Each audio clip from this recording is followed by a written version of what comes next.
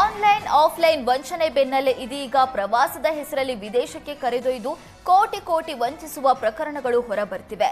Goa, Mumbai ಕೆಸಿನೋಗೆ ತೆರಳುವವರನ್ನೇ target ಮಾಡುವ ವಂಚಕರು ಕೆಸಿನೋಗೆ ಹೋದವರ number ಪಡೆದು ಕರೆ ಮಾಡ್ತಾರೆ. ಬಳಿಕ ವಿದೇಶದಲ್ಲಿ ಒಳ್ಳೆ ಕೆಸಿನೋ ಇದೆ ಅಂತ ಕರ್ಕೊಂಡು ಹೋಗಿ ವಂಚಿಸ್ತಾರೆ.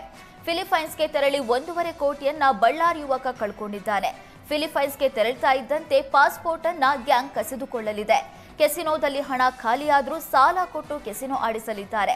ಬಳಿಕ ಹಣ ಕಟ್ಟುವಂತೆ ಪಾಸ್ಪೋರ್ಟ್ ಇಟ್ಕೊಂಡು ಬ್ಲಾಕ್ ಮೇಲ್ ಮಾಡಲಿದ್ದಾರೆ. ಅಲ್ಲದೆ ಪಕ್ಕದಲ್ಲಿ ಸುಂದರ ಹುಡುಗಿಯರನ್ನ ಕೂರಿಸಿ ಕೆಸಿನೋ ಆಟವಾಡಿಸ್ತಾರೆ. ಭ್ರಮಾಲೋಕಕ್ಕೆ ಸಿಲುಕಿಸಿ ಆಟವಾಡಿಸಿ ಜೇಬು ಖಾಲಿ ಮಾಡ್ತಾರೆ ಅಂತ ಹಣ ಕಳೆದುಕೊಂಡ ಯುವಕ ಕಣ್ಣೀರಿಟ್ಟಿದ್ದಾನೆ. 19 ವರ್ಷದ ಹುಡುಗನ ಜೊತೆ 18 ವರ್ಷದ ಯುವತಿ ರಾಮನಗರದ ಆಲೂರು ಗ್ರಾಮದ ಚೌಡೇಶ್ವರಿ ದೇವಾಲಯದಲ್ಲಿ ಮದುವೆಯಾಗಿದ್ದಾರೆ. ಯುವತಿ ವಿರುದ್ಧ ಬಾಲ್ಯ ವಿವಾಹ ಆರೋಪದಡಿ ಮಾಗಡಿ ತಾಲೂಕಿನ ಕುದೂರು ಪೊಲೀಸ್ ಠಾಣೆಯಲ್ಲಿ ಎಫ್ಐಆರ್ ದಾಖಲಿಸಲಾಗಿದೆ.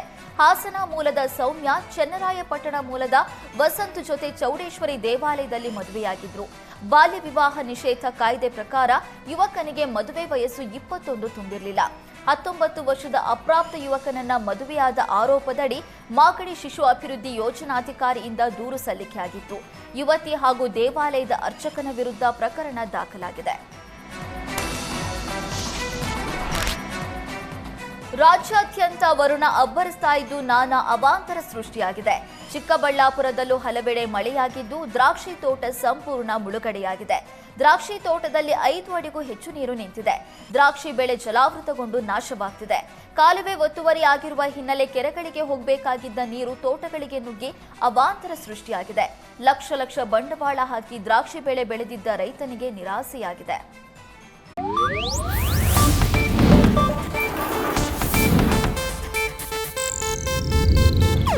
ಇದು ಏಷ್ಯಾನೆಟ್ ನ್ಯೂಸ್ ನೆಟ್ವರ್ಕ್ ಪ್ರಸ್ತುತಿ.